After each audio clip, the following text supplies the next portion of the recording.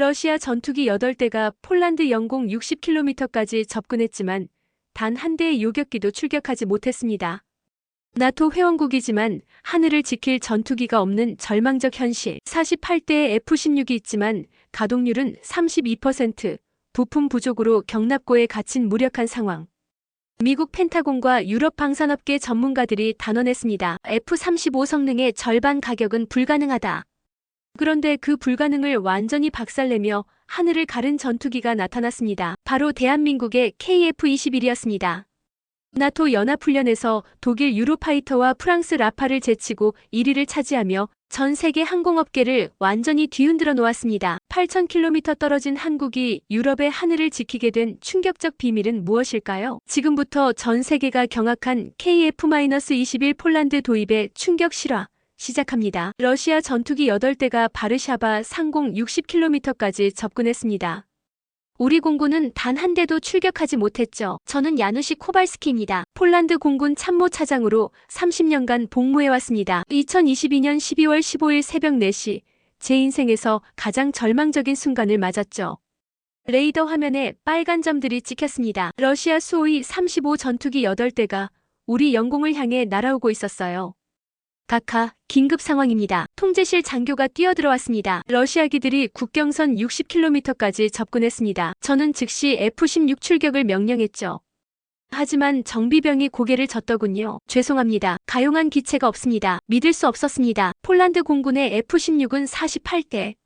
하지만 그날 아침 출격 가능한 전투기는 단 한 대도 없었어요. 30년 된 노후 기체들은 부품 부족으로 경납고에 갇혀 있었습니다. 제 손이 떨렸죠. 러시아기들은 마치 우리를 조롱하듯 천천히 선회했습니다. 우리가 대응할 수 없다는 걸 알고 있었거든요. 저는 나토 통합방공사령부에 긴급 전화를 걸었습니다. 즉시 지원이 필요합니다. 하지만 돌아온 답변은 차갑더군요. 죄송하지만 지금은 지원이 어렵습니다. 독일 공군 장교의 목소리였어요. 다른 지역 경비가 우선입니다. 전화를 끊는 순간 제 심장이 얼어붙었습니다. 나토 회원국이지만 우리는 혼자였어요. 통제실이 정적에 쌓였습니다. 젊은 장교들의 얼굴에서 절망이 읽혔죠. 30분 후 러시아기들이 돌아갔지만 굴욕감은 남았습니다. 우리는 자국 영공도 지킬 수 없는 나라가 된 거죠. 그날 밤 저는 잠들 수 없었습니다. 우크라이나 전쟁이 장기화되면서 러시아의 도발은 점점 노골적이 됐어요. 하지만 우리 공군력은 갈수록 약해졌습니다. 새 전투기 도입은 정치권의 예산 싸움에 묶여 있었죠. 각하, 참모가 보고서를 가져왔습니다. 국방부에서 새 전투기 도입을 또 연기한다고 합니다. 저는 책상을 내려쳤어요. 연기라니 몇 번째 연기입니까? F-35는 너무 비싸고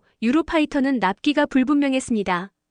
프랑스 라팔은 정치적 이해관계가 복잡했죠. 그 사이 러시아는 매주 우리 국경을 괴롭혔어요. 폴란드 국민들이 하늘을 올려다볼 때마다 불안해하는 모습을 보니 가슴이 아팠습니다. 저는 창밖을 바라봤습니다. 평화로워 보이는 하늘이지만 언제든 적기가 나타날 수 있었어요. 하늘을 지킬 날개 없이 국경선만 믿고 살아도 되는 걸까? 이 질문이 제 머리를 떠나지 않았습니다. 우크라이나 다음이 우리라는 걸 서유럽은 모르는 걸까요? 3주 후 브뤼셀 나토 본부 회의실에 앉아 있었습니다. 각국 공군 참모들이 모인 긴급회의였죠. 저는 간절한 마음으로 발언권을 요청했어요. 폴란드의 상황을 들어주십시오. 프랑스 공군 참모 피에르 르클레르 장군이 지루한 표정으로 고개를 끄덕였습니다. 저는 지난 한 달간의 러시아 도발 데이터를 보여줬어요. 러시아는 우리 영공 침범을 40회나 시도했습니다. 이건 명백한 주권 침해입니다. 독일의 한스 밀러 장군이 코웃음을 쳤더군요. 코발스키 장군, 그건 단순한 심리전입니다. 러시아가 실제로 폴란드를 침공할 리는 없어요. 회의실에 웃음소리가 퍼졌습니다. 저는 얼굴이 화끈거렸죠. 하지만 우크라이나도 그렇게 생각했습니다. 제 목소리가 떨렸어요. 2022년 2월 23일까지만 해도 말이죠. 회의실이 조용해졌지만 분위기는 여전히 차갑더군요. 영국 공군 참모가 나서서 말했습니다. 우리는 군사적 긴장 완화를 우선해야 합니다. 추가 전투기 배치는 러시아를 더 자극할 뿐이에요. 저는 믿을 수 없었습니다. 침략자를 자극하지 말자는 논리였죠. 그럼 우리는 어떻게 해야 합니까? 제 목소리가 높아졌어요. 러시아가 바르샤바에 폭탄을 떨어뜨릴 때까지 기다리라는 건가요? 프랑스 장군이 차분하게 대답했습니다. 과도한 반응은 금물입니다. 외교적 해결을 기다려야죠. 회의가 끝난 후 저는 복도에서 벨기에 장교와 마주쳤습니다. 그가 조용히 말했어요. 개인적으로는 동감합니다. 하지만 우리도 예산이 빠듯해요. 자국 방어가 우선이거든요. 솔직한 말이었지만 더 절망적이었죠. 호텔로 돌아가는 길에 저는 생각했습니다. 서유럽 국가들에게 폴란드는 완충지대일 뿐이었어요. 러시아가 우리를 침공해도 그들은 안전할 거라고 믿고 있었습니다. 우크라이나 전쟁도 남의 일이었던 거죠. 그날 밤 바르샤바에서 전화가 왔습니다. 카카. 또 러시아기들이 나타났습니다. 부참 모장의 목소리가 떨리고 있었어요. 이번엔 12대입니다. 국경에서 50km 지점까지 접근했습니다. 저는 주먹을 쥐었습니다. 나토 회의에서 외교적 해결을 기다리라고 했지만 러시아는 더 노골적으로 도발하고 있었어요. 숫자도 늘어났죠. 이건 우연이 아니었습니다. 우리 F-16은 어떻습니까? 저는 물었어요. 세대만 출격 가능합니다. 나머지는 여전히 부품 대기 중입니다. 부참 모장이 답했습니다. 12대 BS 세대. 이기는 건 불가능했죠. 항공기 제작사에서 온 견적서를 다시 펼쳤습니다. F-35는 대당 1억 달러, 유로파이터는 9천만 달러였어요. 48대를 새로 도입하려면 최소 40억 달러가 필요했습니다. 폴란드 국방 예산으로는 감당할 수 없는 금액이었죠. 유럽의 심장부에서조차 국경 밖 전쟁을 남의 일로 여기는 게 정상입니까? 저는 혼자 중얼거렸어요. 창밖으로 브뤼셀의 야경이 보였습니다. 평화로운 불빛들이었지만 제게는 무관심의 상징으로 보였죠. 그날 회의실 문이 열리며 낯선 제복이 들어왔습니다. 태극기가 달린 2023년 1월 18일 폴란드 공군 사령부 회의실에 앉아 있었습니다. 또 다른 예산 회의였죠. 국방장관이 말했습니다. F-35 도입을 2026년으로 연기해야겠습니다. 저는 고개를 숙였어요. 또 3년을 기다려야 했습니다. 그때 문이 열렸습니다. 참모장 보좌관이 들어와 귓속말을 했어요. 카카, 한국방산 대표단이 면담을 요청했습니다. 저는 어리둥절했죠. 한국이요? 왜 갑자기? 들어오게 하십시오. 호기심이 생겼습니다. 문이 다시 열리며 3명이 들어왔어요. 가운데 있던 50대 남성이 인사했습니다. 안녕하십니까? 한국항공우주산업 해외영업본부장 김태진입니다. 김태진 본부장은 정중하게 인사한 뒤 프레젠테이션을 시작했어요. 저희는 폴란드의 안보 상황을 면밀히 분석해왔습니다. 화면에 러시아 도발 패턴이 나타났습니다. 놀랍도록 정확한 데이터였죠. 최근 3개월간 러시아는 126회 영공 접근을 시도했습니다. 김 본부장이 설명했어요. 패턴을 보면 매주 도발 강도가 높아지고 있습니다. 저는 깜짝 놀랐습니다. 우리 내부 데이터와 완전히 일치했거든요. 어떻게 이런 정보를 알고 계십니까? 제가 물었어요. 김 본부장이 미소를 지었습니다. 한국은 70년간 분단 상황에서 살아왔습니다. 적의 도발 패턴을 분석하는 건 우리의 특기죠. 다음 슬라이드가 충격적이었습니다. 폴란드 F-16의 가동률이 적나라하게 나타났어요. 현재 가동률 32%, 이는 나토 평균의 절반입니다. 김 본부장의 분석이 계속됐습니다. 부품 조달 지연과 정비 인력 부족이 주요 원인입니다. 저는 민감한 정보가 어떻게 새어나갔는지 의아했습니다. 김 본부장이 설명했어요. 공개된 국정감사 자료와 언론 보도를 종합 분석했습니다. 한국도 비슷한 문제를 겪었거든요. 우리는 여러분의 상황을 압니다. 김 본부장의 목소리에 진정성이 느껴졌어요. 1950년 한국 전쟁 때 우리도 제공권을 잃었습니다. 중국과 북한 전투기들이 서울 상공을 마음대로 날아다녔죠. 회의실이 조용해졌습니다. 김 본부장이 계속 말했어요. 그때 우리는 미군에 의존했습니다. 하지만 영원히 의존할 수는 없다는 걸 깨달았죠. 그래서 독자 전투기 개발을 시작했습니다. 동행한 엔지니어가 노트북을 열었습니다. KF-21 보라매를 소개합니다. 화면에 세련된 전투기가 나타났어요. 생각보다 현대적인 디자인이었습니다. 4.5세대 다목적 전투기입니다. 성능이 어느 정도입니까? 제가 물었어요. 엔지니어가 자신있게 답했습니다. F-35와 동급의 A사 레이더, 스텔스 설계, 장거리 공대공 미사일 장착 가능합니다. 김 본부장이 핵심을 찔렀습니다. 가격은 F-35의 절반입니다. 저는 숨을 멈췄어요. 절반이라고요? 1대당 5천만 달러입니다. 48대 도입 시 총 24억 달러면 됩니다. 국방장관이 몸을 앞으로 내밀었습니다. 정말입니까? 성능은 F-35급인데 가격은 절반이라고요? 김 본부장이 고개를 끄덕였어요. 검증된 기술로만 구성했습니다. 불필요한 첨단 기능은 제외하고 실전성에 집중했죠. 왜 8,000km 떨어진 나라가 우리 하늘을 걱정하는 걸까요? 제가 솔직하게 물었습니다. 김 본부장이 진지하게 답했어요. 한국도 강대국에 둘러싸인 나라입니다. 작은 나라끼리 힘을 모으지 않으면 살아남기 어려워요. 가격은 절반, 성능은 4.5세대 최상급. 그 이름은 KF-21. 김태진 본부장이 더 놀라운 제안을 했습니다. 직접 확인해 보시죠. 화면에 시험 비행 영상이 재생됐어요. KF-21이 활주로에서 이륙하는 장면이었습니다. 생각보다 조용하고 부드러운 이륙이었죠. 최고 속도 마하 1.8 작전 반경 800km. 기술 설명이 이어졌어요. A사 레이더로 동시 추적 가능한 표적은 20개입니다. 저는 놀랐습니다. 이건 F-16보다 훨씬 높은 성능이었거든요. 영상이 바뀌었습니다. 한국의 겨울 산악지대에서 이륙하는 KF-21이 보였어요. 영하 30도 혹한에서도 정상 작동합니다. 엔지니어가 설명했습니다. 한국은 시베리아만큼 추운 겨울을 견뎌야 하거든요. 다음은 사막 지역 시험이었습니다. 모래바람이 휘몰아치는 가운데서도 KF-21이 이착륙을 반복했어요. 중동 지역에서 2년간 혹사 시험을 완료했습니다. 이건 실전급 검증이었죠. 가장 인상적인 건 해상작전 영상이었습니다. 파도가 높은 날씨에 KF-21이 바다 위를 저공 비행했어요. 염분과 습기에도 강합니다. 해안 경비에 최적화됐죠. 폴란드도 발트의 연안국이니 중요한 부분이었습니다. 김 본부장이 핵심을 말했어요. 부품 국산화율 65%입니다. 이건 충격이었죠. 미국 부품 의존도를 최소화했습니다. 수출 통제나 정치적 압력에서 자유롭죠. 국방장관이 관심을 보였습니다. 정비는 어떻습니까? 엔지니어가 답했어요. 모듈화 설계로 정비 시간을 50% 단축했습니다. 주요 부품은 30분 안에 교체 가능해요. 믿기 어렵군요. 저는 솔직하게 말했습니다. 아시아 무기는 보통 품질이. 말을 다 끝내지 못했어요. 김 본부장이 미소를 지으며 말했습니다. 편견이신 것 같네요. 노트북에서 새로운 영상이 나왔습니다. KF-21이 공중에서 미사일을 발사하는 장면이었어요. 장거리 공대공 미사일 미티어 운용 가능합니다. 이건 유럽산 최고급 미사일이었죠. 스텔스 성능은 어떻습니까? 제가 물었어요. 엔지니어가 자신있게 답했습니다. 정면 RCS는 F-35의 80% 수준입니다. 측면과 후방은 더 우수해요. 이건 예상보다 훨씬 높은 성능이었습니다. 김 본부장이 또 다른 카드를 꺼냈어요. 기술 이전도 포함됩니다. 이 말에 회의실 분위기가 완전히 바뀌었죠. KF-21 생산 라인을 폴란드에 구축할 수 있습니다. 정말입니까? 국방장관이 앞으로 몸을 기울였어요. 폴란드에서 직접 생산한다고요? 김 본부장이 고개를 끄덕였습니다. 400명의 현지 고용 창출 효과도 있습니다. 저는 의심스러웠습니다. 왜 그렇게까지 해주시는 겁니까? 김 본부장이 진지하게 답했어요. 한국도 성장하려면 동반자가 필요합니다. 혼자서는 한계가 있어요. 믿음의 기준은 국산일까요? 아니면 실력일까요? 김 본부장의 질문이 가슴에 꽂혔습니다. 저는 지난 30년간 서방 무기만이 최고라고 믿어왔거든요. 회의실에 긴 침묵이 흘렸습니다. 숫자는 분명했어요. F-35 48대면 48억 달러, KF-21 48대면 24억 달러. 절반 가격에 비슷한 성능, 게다가 기술 이전까지 너무 좋은 조건이었죠. 우린 70년간 하루도 전투태세를 풀지 않았습니다. 이유요? 살아남으려고. 김태진 본부장이 조용히 말을 이어갔습니다. 폴란드와 한국은 비슷한 처지예요. 화면에 지도가 나타났어요. 한반도와 폴란드가 나란히 표시됐습니다. 강대국에 둘러싸인 지정학적 위치죠. 1950년 6월 25일 새벽 4시.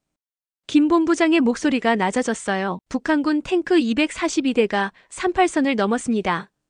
우리 공군은 단 한 대의 전투기도 없었죠. 저는 소름이 돋았습니다. 폴란드 상황과 너무 비슷했거든요. 엔지니어가 자료를 보여줬습니다. 3일 만에 서울이 함락됐습니다. 제공권을 잃으면 어떻게 되는지 뼈저리게 경험했어요. 흑백 사진에 폐허가 된 서울이 나타났습니다. 충격적인 광경이었죠. 그때부터 결심했습니다. 절대 다시는 하늘을 빼앗기지 않겠다고. 김 본부장이 계속 설명했어요. 미군 F-86 세이버를 들여오는 것부터 시작했습니다. 하지만 영원히 의존할 수는 없었죠. 화면이 바뀌었습니다. 1970년대 한국의 모습이었어요. 미국이 주한미군 철수를 검토했습니다. 우리는 패닉 상태였죠. 김 본부장이 씁쓸하게 웃었습니다. 그때 깨달았어요. 스스로 지켜야 한다는 걸. KF-X 사업이 시작된 게 2015년입니다. 기술 개발 과정이 나타났어요. 8년간 8조 원을 투입했습니다. 실패하면 한국 방산업이 끝나는 상황이었죠. 엄청난 베팅이었습니다. 저는 궁금해졌어요. 어떻게 그런 결단을 내렸습니까? 김 본부장이 답했습니다. 선택지가 없었거든요. F-35는 너무 비싸고 기술 이전도 안 해줬어요. 자체 개발이 유일한 길이었습니다. 개발 과정 영상이 나왔습니다. 한국항공우주산업공장에서 엔지니어들이 밤낮 없이 일하는 모습이었어요. 평균 연령 35세, 젊은 엔지니어들이 불가능에 도전했습니다. 그들의 눈빛이 인상적이었죠. 실패도 많았습니다. 김 본부장이 솔직하게 인정했어요. 첫 번째 시제기는 엔진 문제로 추락 위기를 겪었죠. 레이더 개발도 3번이나 엎어졌습니다. 하지만 포기하지 않았다는 게 중요했어요. 한국 공군이 직접 참여했습니다. 현역 조종사들의 의견이 반영됐다는 설명이었어요. 실전 경험을 바탕으로 요구사항을 정했습니다. 책상머리 이론이 아닌 현실적 성능이죠. 화면에 한국 공군의 훈련 모습이 나타났습니다. 우리는 매년 300일 이상 훈련합니다. 엄청난 강도였어요. 북한이 언제 도발할지 모르니까요. 실전 같은 훈련이 일상입니다. 김 본부장이 핵심을 말했습니다. KF-21은 전쟁터에서 살아남기 위한 전투기입니다. 전시장에서 자랑하기 위한 게 아니에요. 이 말이 가슴에 와닿았습니다. 우리가 원하는 건 바로 이런 무기였거든요. 삼성과 LG도 참여했습니다. 민간 기업의 첨단 기술이 적용됐다는 설명이었어요. 반도체 디스플레이 기술이 항공전자에 활용됐죠. 이건 서방에서는 볼 수 없는 협업 방식이었습니다. 죽느냐 사느냐의 경기에서 탄생한 기술, 그 무게를 아십니까? 김 본부장의 질문이 무겁게 다가왔어요. 저는 이해했습니다. 우리들에게 방산업은 생존의 문제였다는 걸. 이게 버튼 몇 번의 표적이 사라진다고. 3개월 후 저는 한국행 비행기에 몸을 맡겼습니다. 폴란드 공군 조종사 5명과 함께 KF-21 체험 프로그램에 참가하게 됐죠. 솔직히 반신반의했어요. 아시아 무기가 정말 유럽 수준일까 하는 의구심이 있었습니다. 인천공항에 도착하니 한국 항공우주 산업 직원들이 마중 나와 있었어요. 김태진 본부장도 함께였죠. 환영합니다. 직접 보시면 확신하실 겁니다. 그의 자신감이 인상적이었습니다. 사천 공장으로 이동하는 버스 안에서 젊은 조종사 마렉이 말했습니다. 까카, 정말 F-16보다 나을까요? 저도 같은 생각이었어요. 30년간 서방 무기만 써온 우리에게 한국 무기는 낯선 선택이었으니까요. 공장에 도착하자 거대한 경납고가 나타났습니다. 그 안에 KF-21 2대가 서 있더군요. 생각보다 세련된 디자인이었어요. 보기보다 크네요. 베테랑 조종사 피오트르가 감탄했습니다. 한국 공군 시험 조종사 박중령이 설명을 시작했어요. 조종석부터 보시죠. KF-21 조종석에 앉는 순간 충격을 받았습니다. 계기판이 완전히 달랐어요. 아날로그 계기는 거의 없고 대형 터치스크린 3개가 있었습니다. 이건 게임기 같은데요? 마렉이 놀라서 말했습니다. 박중령이 웃었어요. 조작은 더 쉽습니다. F-16은 100개 스위치를 외워야 하지만 KF-21은 터치로 해결돼요. 정말 그랬습니다. 직관적이었죠. 미사일 발사도 터치입니까? 피오트르가 물었어요. 박중령이 고개를 끄덕였습니다. 표적을 선택하고 터치하면 끝입니다. 컴퓨터가 최적 발사 시점을 계산해줘요. 이건 혁신이었습니다. 시뮬레이터 훈련이 시작됐어요. 가상 공중전 상황이었죠. 적기 6대가 나타났습니다. F-16이라면 복잡한 절차를 거쳐야 하는데 KF-21은 달랐어요. A사 레이더가 자동으로 적기를 탐지하고 위협도를 분석했습니다. 이게 다 자동이라고요? 저는 믿을 수 없었어요. 박중령이 설명했습니다. 인공지능이 최적 전술을 제안합니다. 조종사는 승인만 하면 돼요. 30년간 수동으로 해온 일들이 자동화된 거죠. 마렉이 첫 번째 미사일을 발사했습니다. 화면에서 적기가 격추됐어요. 이렇게 쉬워도 되는 건가요? 그가 어리둥절해했습니다. 박중령이 답했어요. 전투는 복잡할수록 실수가 늘어납니다. 단순해야 생존율이 높아져요. 다음은 전자전 시뮬레이션이었습니다. 적이 재밍을 걸어왔어요. F-16이라면 통신이 끊겼을 상황이죠. 하지만 KF-21은 달랐습니다. 다중 주파수로 자동 전환하며 통신을 유지했어요. 재밍에도 끄떡없네요. 피오트르가 감탄했습니다. 박중령이 자랑스럽게 말했어요. 북한이 매일 재밍을 걸어오거든요. 그래서 대응 기술이 발달했습니다. 실전 경험의 산물이었죠. 점심시간에 한국 조종사들과 이야기를 나눴습니다. KF-21 타보니 어떠세요? 김대위가 물었어요. 저는 솔직하게 답했습니다. 편견이 깨졌습니다. 생각보다 훨씬 뛰어나네요. 오후엔 실제 비행 체험이 있었어요. 복자형 KF-21에 탑승했습니다. 이륙하는 순간 소음이 생각보다 조용했어요. 엔진이 이렇게 조용해도 됩니까? 제가 물었어요. 조종사가 답했습니다. 소음 감소 설계를 적용했어요. 고도 1만 미터에서 바라본 한반도는 아름다웠습니다. 하지만 DMZ 너머로 북한이 보였죠. 매일 이 선을 지키고 계시는군요. 저는 숙연해졌습니다. 조종사가 말했어요. 70년째 휴전 상태거든요. 언제든 전쟁이 재개될 수 있어요. 레이더 화면을 보여줬습니다. 북한 전투기들이 평양 근처에서 활동하고 있었어요. 저들이 남침하면 5분 안에 서울에 도달합니다. 긴박한 상황이었죠. 그래서 우리는 항상 준비돼 있어야 해요. 착륙 후 저는 확신했습니다. KF-21은 단순한 무기가 아니었어요. 생존을 위한 도구였습니다. 품질을 결정하는 건 태생입니까? 성능입니까?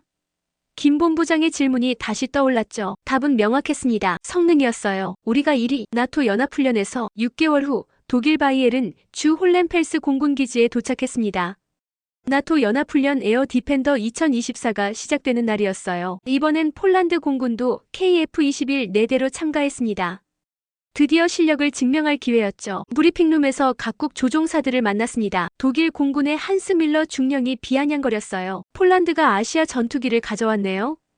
웃음소리가 터졌습니다. 저는 얼굴이 화끈거렸죠. 프랑스 공군 피에르 뒤바 소령도 합세했습니다. 라팔과 붙어보죠. 아시아 전투기가 얼마나 하는지 보고 싶어요. 도발적인 말이었어요. 우리 조종사들의 표정이 굳어졌습니다. 첫날은 공대공 전투 훈련이었습니다. 시나리오는 간단했어요. 적 편대를 요격하는 상황이죠. 폴란드 팀은 KF-21 4대, 독일 팀은 유로파이터 4대였습니다. 과연 어느 쪽이 이길까요? 훈련이 시작됐습니다. 독일 유로파이터들이 먼저 공격해왔어요. 하지만 KF-21의 A사 레이더가 100km 밖에서 적기를 탐지했습니다. 독일 팀보다 20km 먼 거리였죠. 마렉이 무전으로 보고했어요. 적기 4대 확인. 미사일 사거리에 진입했습니다. KF-21이 장거리 미사일을 발사했죠. 독일 팀은 아직 우리를 발견하지 못한 상황이었어요. 격추 확인. 피오트르가 외쳤습니다. 유로파이터 한 대가 격추됐어요. 독일 조종사들이 당황하는 게 무전으로 들렸습니다. 어디서 공격이 온 거지? 그들은 아직 KF-21을 보지 못했거든요. 전투가 계속됐습니다. KF-21의 스텔스 성능이 빛을 발했어요. 레이더에 잘 잡히지 않았습니다. 독일 팀은 시각으로만 찾아야 했죠. 하지만 KF-21은 이미 두 번째 미사일을 발사한 뒤였어요. 10분 만에 독일 유로파이터 4대가 모두 격추됐습니다. KF-21은 단 한 대도 잃지 않았어요. 통제소가 조용해졌습니다. 독일 공군 지휘관들이 믿을 수 없다는 표정을 지었죠. 한스 밀러 중령이 무전으로 말했어요. 이상합니다. 레이더에 제대로 안 보였어요. 저는 미소를 지었습니다. 스텔스 성능을 의심한 거죠. 하지만 데이터는 거짓말하지 않았어요. 다음은 프랑스 팀과의 대결이었습니다. 라팔 4대 vs KF-21 4대. 피에르 뒤바 소령이 자신만만하게 말했어요. 이번엔 다를 겁니다. 하지만 결과는 마찬가지였죠. KF-21의 전자전 능력이 돋보였습니다. 프랑스 팀이 재밍을 걸어왔지만 소용없었어요. 다중 주파수 통신으로 대응했거든요. 오히려 프랑스 팀의 위치를 역추적했습니다. 어떻게 우리 재밍이 안 통하지? 프랑스 조종사가 당황했어요. 북한의 강력한 재밍 환경에서 단련된 기술이었습니다. 유럽 조종사들로서는 처음 경험하는 상황이었죠. 이번에도 8분 만에 프랑스 라팔 4대가 격추됐습니다. KF-21은 여전히 무손실이었어요. 관제탑에서 박수 소리가 들렸습니다. 나토 지휘관들도 놀라고 있었죠. 영국 공군 제임스 스미스 대령이 말했어요. 저 전투기 정체가 뭡니까? 한국 기술진이 설명했습니다. KF-21 보라매입니다. 실전 중심으로 설계했어요. 이제 분위기가 완전히 바뀌었죠. 마지막 날 종합순위가 발표됐습니다. 1위 폴란드 공군. 아나운서의 목소리가 울렸어요. 우리가 1등이었습니다. 독일 2위, 프랑스 3위였죠. 믿을 수 없었어요. 기술과 의지가 합쳐지면 국력의 크기는 몇 배가 될까요? 김 본부장의 말이 떠올랐습니다. 정말 그랬어요. 작은 나라끼리 손잡으니 대국을 이길 수 있었던 거죠. 올해 독립기념일, 하늘엔 우리 전투기만 있었습니다. 2024년 5월 3일 폴란드 헌법기념일이었습니다. 바르샤바 상공을 KF-21 12대가 편대비행으로 통과했어요. 시민들이 하늘을 올려다보며 박수를 쳤습니다. 더 이상 러시아를 두려워하지 않는 얼굴들이었죠. 폴란드 공군 사령부 집무실에서 저는 최신 보고서를 읽고 있었습니다. 러시아 영공 침범 시도 90% 감소. 놀라운 수치였어요. KF-21 도입 이후 러시아가 함부로 접근하지 못하고 있었습니다. 김태진 본부장이 방문했어요. 축하합니다. 첫 번째 현지 생산 KF-21이 완성됐습니다. 폴란드 PGL 공장에서 조립한 첫 번째 기체였죠. 이제 우리도 KF-21을 직접 만들 수 있게 됐어요. 공장 준공식에 참석했습니다. 폴란드 청년 400명이 새로운 일자리를 얻었어요. 마렉 노바크 엔지니어가 말했습니다. 한국 기술자들이 친절하게 가르쳐줬어요. 이제 우리도 전투기를 만들 수 있습니다. 더 놀라운 소식이 있었어요. 체코와 슬로바키아도 KF-21 도입을 결정했다는 겁니다. 동유럽 3국이 함께 KF-21을 운용하게 된 거죠. 공동정비, 공동훈련이 가능해졌습니다. 나토 본부에서도 인정했어요. 젠스 스톨텐베르그 사무총장이 발표했습니다. KF-21은 나토 호환성을 완벽하게 갖춘 우수한 전투기입니다. 공식 승인을 받은 거죠. 독일과 프랑스의 태도도 바뀌었어요. 한스 밀러 장군이 찾아와 말했습니다. KF-21 공동 운용을 논의하고 싶습니다. 이전에 무시하던 그가 먼저 손을 내민 거예요. 한국과의 협력은 방산을 넘어 확산됐습니다. 삼성이 폴란드에 반도체 공장을 짓기로 했어요. 현대자동차도 추가 투자를 발표했죠. 경제 협력이 활발해졌습니다. 가장 의미 있었던 건 청년 교류 프로그램이었어요. 폴란드 공과대학 학생들이 한국에서 연수를 받게 됐습니다. 차세대 기술자들이 함께 성장하는 기반이 마련된 거죠. 러시아의 반응도 흥미로웠어요. 도발 횟수가 급격히 줄어들었습니다. KF-21의 능력을 확인한 뒤 함부로 접근하지 못하고 있었어요. 억지력이 작동하고 있었던 거죠. 우크라이나 전쟁도 새로운 국면을 맞았습니다. 폴란드가 KF-21로 동부 국경을 확실히 지키자 러시아가 서부 전선 확전을 포기했어요. 간접적이지만 평화에 기여한 셈이었죠. 1년 후 저는 은퇴를 앞두고 마지막 비행을 했습니다. KF-21 복자형에 탑승해 폴란드 전역을 둘러봤어요. 평화로운 하늘이었습니다. 더 이상 적기를 걱정하지 않아도 됐죠. 착륙 후 김태진 본부장과 마지막 대화를 나눴어요. 감사합니다. 폴란드의 하늘을 지켜주셔서요. 그가 미소를 지었습니다. 우리도 많이 배웠어요. 함께 성장한 거죠. 후임자에게 인수인계를 할 때 말했습니다. 편견을 버리세요. 좋은 기술은 어디서 나와도 좋은 기술입니다. 30년 군 생활의 교훈이었어요. 지금 폴란드 하늘엔 KF-21 48대가 24시간 경계 근무를 서고 있습니다.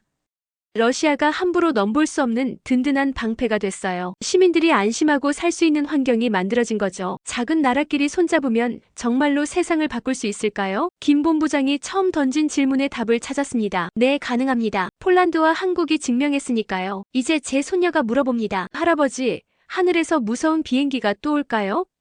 저는 자신있게 답합니다. 아니야, 우리에게 보람애가 있으니까 미래가 밝습니다. 오늘의 사연은 어떠셨나요? 재미와 감동이 있었다면 구독과 좋아요 부탁드립니다. 감사합니다.